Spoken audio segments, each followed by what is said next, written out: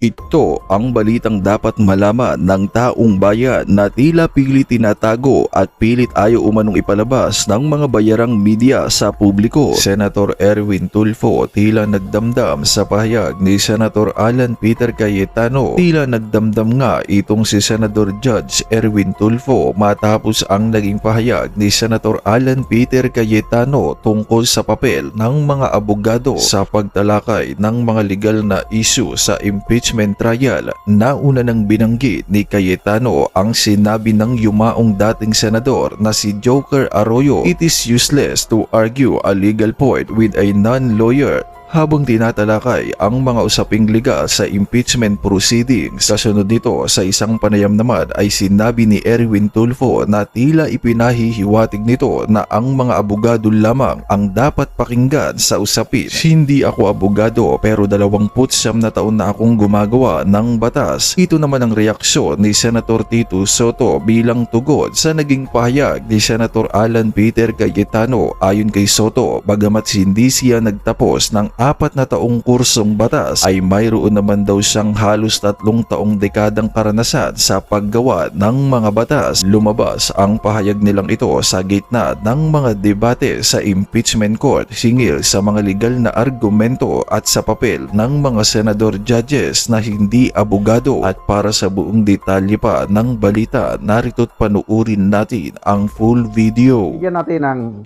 reaction opinion itong post ang balita ngayon. Erwin Tulfo tila nagdamdam sa pahayag ni Senator Cayetano. Tila nagdaramdam si Senator Judge Erwin Tulfo matapos ang naging pahayag ni Senator Alan Peter Cayetano tungkol sa papel ng mga abogado sa pagtalakay ng mga legal na issue sa impeachment trial. Nauna nang binanggit ni Cayetano ang mga sinabi ng yumaong dating Senador Joker Arroyo. Ito yung pahayag noon. "It is useless to argue a legal point with a non-lawyer. Kaya ka nga nag 4 years na law school at nag-bar." I don't know kung ano ang context o background, bakit nakabanggit itong si late Senator Joker Arroyo. I don't know kung sino yung sinabihan niya. But maalala ko, kahit si late Senator Miriam Santiago, may mga ganito rin niyang pahayag, lalo na nung mga impeachment trial ni CG Corona at BP Sara. Pinapagalitan niya yung mga resource o yung mga witnesses ba, pinapagalitan niya. Kasunod nito, sa isang panayam, sinabi ni Tulfo na tila ipinapahiwatig na mga abogado lamang ang dapat pakinggan sa usapin. Sabi niya, "Hiyang-hiya naman ako." Ano yan? Inamin niyang nahihiya siya. "Parang sila na lang ang matatalinong tao. Mga bobo na kami lahat." Kung hindi ka abogado, bobo ka. Parang gano'n. Hindi naman siguro. "Mga bobo na kami lahat." Siyempre, si Senator Loren Legarda, hindi naman yun abogado. Senator Robin Padilla, hindi naman abogado. Kaya kung magsalita sila, punto by punto. Ako, sumasaludo ako sa napaka-intelligent questions pagtatanong ni Senator Legarda, Senator Robin Padilla. Of course, Senator Aimee, nagtapos ng abogasya, hindi lang siya nag-bar. So, hindi ako sang-ayon yan na porke hindi ka abogado, hindi ka na matalino. Matalino pa rin. But depende kasi. Ilagay nyo sa ayos. Sabi niya, "Mga bobo na kami lahat, kaya siguro hindi na nila kailangan makinig kasi mga matatalino sila." Di wow, di mga attorney kayo, kami hindi, mga bobo siguro kami. Ano ba ito? Nagdaramdam nga, papalabas ng hinaing. Lumabas ang pahayag ni Tulfo sa gitna ng mga debate sa impeachment court hinggil sa mga legal na argumento at sa papel ng mga senator judges na hindi abogado. Bagamat hindi niya direktang pinangalanan si Cayetano sa naturang panayam, ang kanyang mga pahayag ay dumating matapos maipahayag ang paninindigan ni Cayetano na batay sa sinabi ni Joker Arroyo, mahirap makipagtalo sa legal na usapin sa isang hindi abogado. Masakit ba? bato-bato sa langit ang matamaan. Huwag magagalit. Ano pa? Magbasa tayo sa mga reaksyon. Cindy, sa law and leg bending ka na rin lang kasi mag-focus. Total, dyan ka naman talaga magaling. Bend the law at bakit leg bending? Yung payag ng mga Brave 18 Marines. Totoo naman kasi. This is what Gadon says. Oy, hindi kami. Huwag bobotante. Bot was the. Para ang daming nagsabi, totoo naman kasi, totoo. Buti naman at alam mo. Inamin niya, guys, for the first time, may tama kang sinabi, Erwin Tulfo. Yan, di ba pag-amin na hiyang-hiyang na si sarili niya, bobo sila dahil hindi abogado. Sa lahat ng sinabi mo, Erwin Tuplok, dyan ka lang talaga tumama. Admit it, it is true. Kapag usaping legal, mas lamang talaga ang mga nag-aral ng law. Wala naman sinabi na BNB, malinaw naman sinabi niya, it's useless to argue. At saka wala naman siyang pinangalanan na tao, di ba? But anyway, pabayaan mo na lang magsalita si Erwin Tulfo, magpahayag ng kanyang ano. Okay, so ngayon is day 8 na ba? Ano bang araw ngayon? Martes pa pala ngayon, tama. Day 8. Sa impeachment trial ni VP Sara, expected na testigo, tatayo as witness si NBI Director Milvin Matibag. Anong aasahan? May pasabog daw ala fireworks. Ako, wala na akong asahan kay Milvin Matibag. Ano lang yan? Yung kanila is we believe.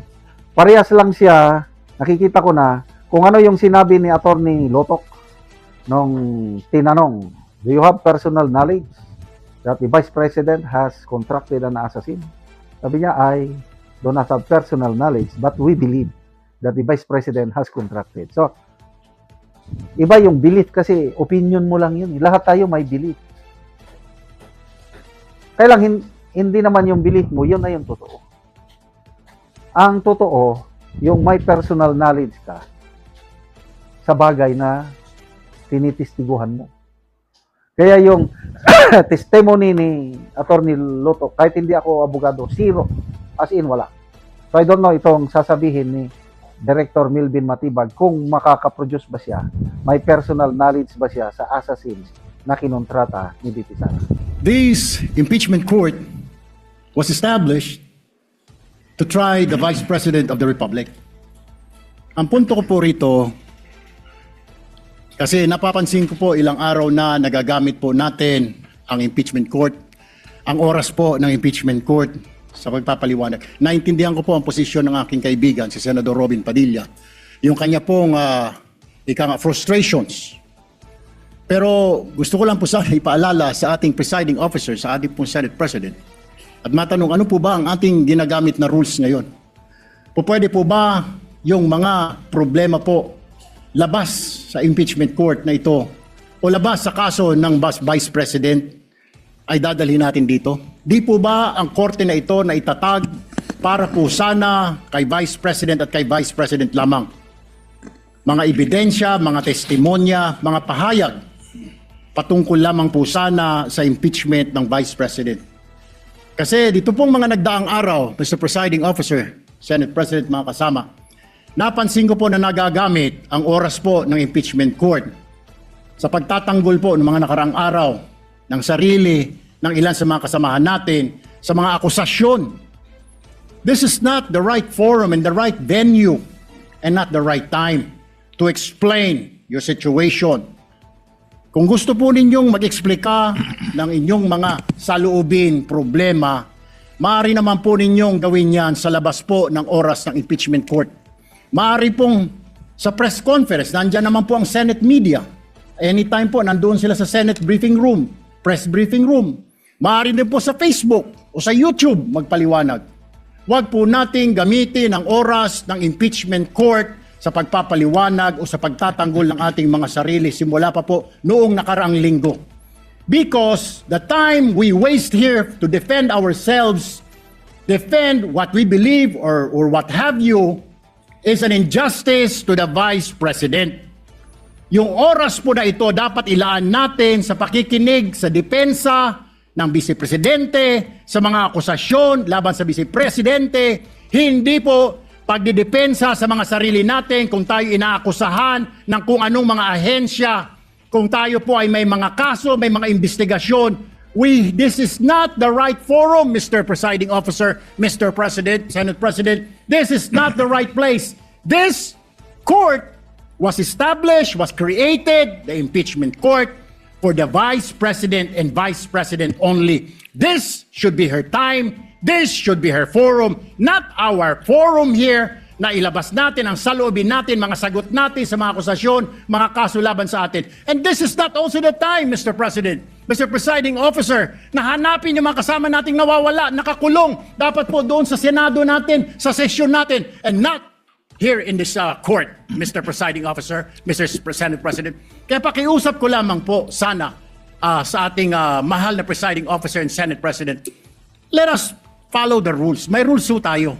Kung hindi naman ho patungkol sa Vice President na sasabihin natin, hindi naman po patungkol sa depensa o prosekusyon ng Vice Presidente natin, then wag na ho natin payagan na magsalita pa po dito because nasasayang.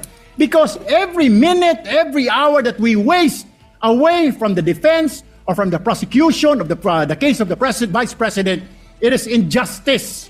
It is called injustice to the Vice President, to her family, yung anguish, yung kanyang sama ng loob, yung oras na nakabinbin ng kaso na ito. Let us do this impeachment trial as quickly as possible. If we have to clear the Vice President, then let's clear her. If we have to prosecute, then prosecute her with the evidence kung meron.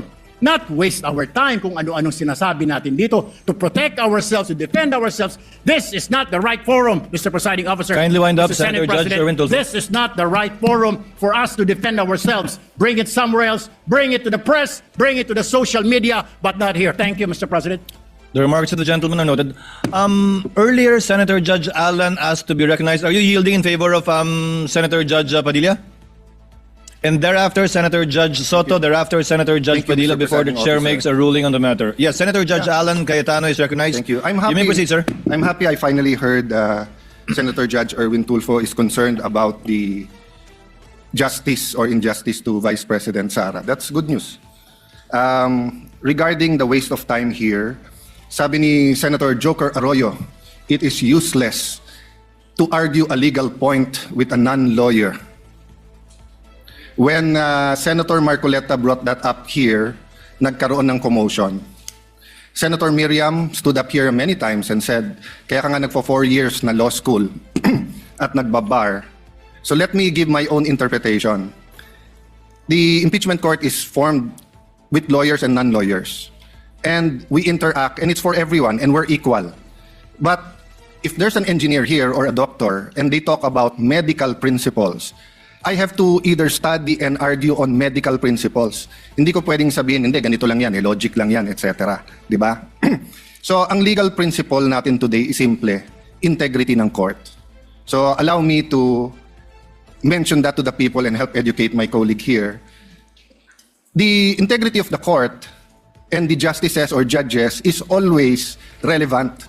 So, if the Supreme Court or COMELEC, Court of Tax Appeals, Sandigan Bayan is being heard, and the judges are being threatened, you give them time.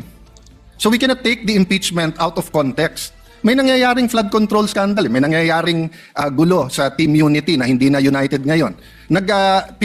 We consider Senator Marcoleta and Senator Jinggoy political prisoners, weaponized yung Blue Ribbon Committee at weaponized yung ano. So Mr. President, hindi tama na sabihin na I wasn't, after we brought up the problem with NBI, they doubled down, naggumawa pa ng task force. I mentioned 2 colleagues sa SALN, I didn't accuse them. Sabi ko lang, just like Vice President Sara, just because tumaas ang SALN, can we already ask for the BIR, for the AMLA and the bank accounts? So sabi ko, yan ang i-discuss namin sa Monday. Nag-react na, nag-accuse. I did not take up your accusations here today. Si Secretary Vince Dizon, 3 beses na nag-verify sa Taguig, sinabi na 3 beses na walang ghost. Ngayon, i-verify ulit. I wasn't going to bring that up, but then i-question ninyo si Senator Padilla. It was all over the news na hindi niya inintindi or he snubbed the ombudsman. I was going to stand up before Senator Erwin stood up just to say, may registered mail. So nung una pa lang, 5 minutes si Senator Tulfo, so I'll take the 5 minutes also if you don't mind. The gentleman may proceed and kindly be mindful of the time. Yes, I will now. So I'm just saying, Senator Padilla just stood up to say, sumusunod siya sa batas. Tapos, kaya humaba to dahil nga hindi importante ata dito yung integrity ng judge. Lastly, kaya sinabi kong it's useless to argue a legal point. Ilang beses ko na narinig dito, it's our job to clear or prosecute the Vice President. Hindi po. It's our job to try and to decide. It's the prosecution's job to try to prosecute, and it's the defense job to convince us na wala. Our job is to try and to decide. And when you decide, you acquit or you convict. Why is that important? These are legal terms. Hindi pwedeng yung nanonood na law student ngayon sasabihin, trabaho pala ng judge to clear or to prosecute. Thank you, Mr. Presiding Officer, Mr. Senate President. Thank you, Senator Judge Alan Cayetano. His remarks are noted. Senator Judge Soto, thereafter, Senator Judge Padilla, thereafter, the presiding officer shall make a ruling. You may proceed, sir. You have 2 minutes. Yeah, thank you, Mr. President, the presiding officer. I do not have 4 years of law, but I have 29 years of lawmaking.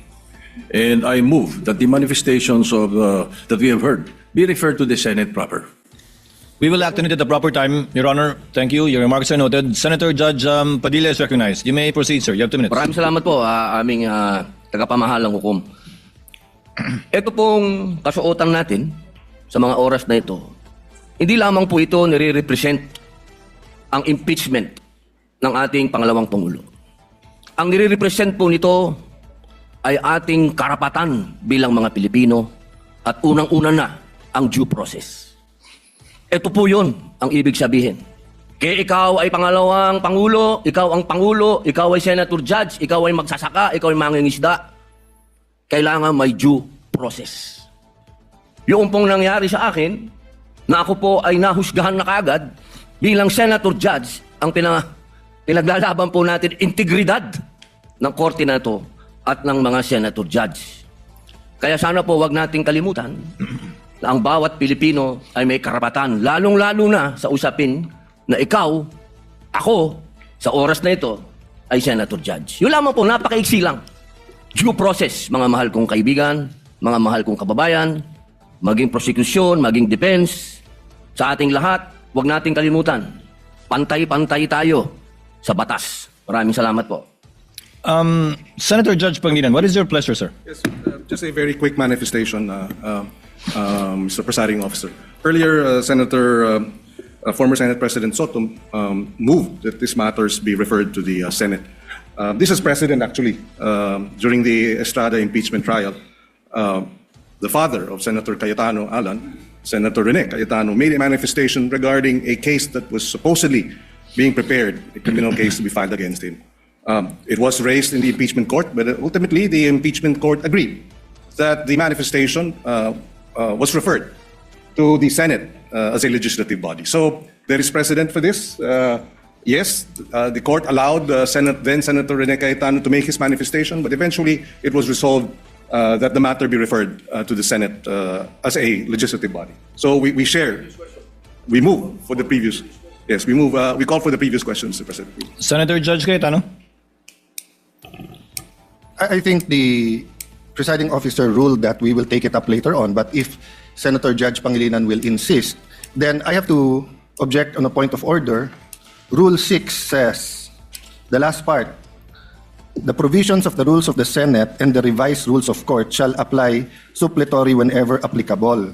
And in the rules of the Senate, whenever the senator feels threatened or anything happens, whether pinatayan ng aircon, whether may nakatutok na barel or sinara ng pinto, he can rise on a point of personal and collective privilege. We didn't do that para umikli.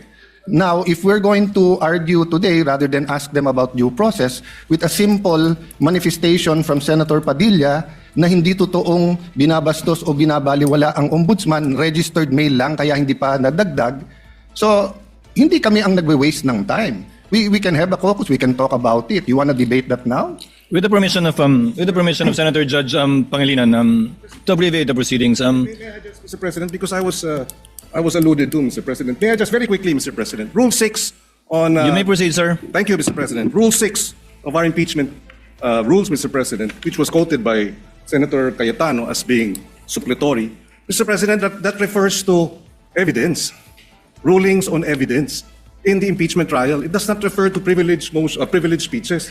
Therefore, the suppletory nature of the rules of court, as well as the Senate rules, refer to matters pertaining to evidence and no other, Mr. President. But in the spirit of liberality, we will allow that. That's precisely why we did not object when he spoke last week. But let us not abuse the liberality of this court, Mr. President.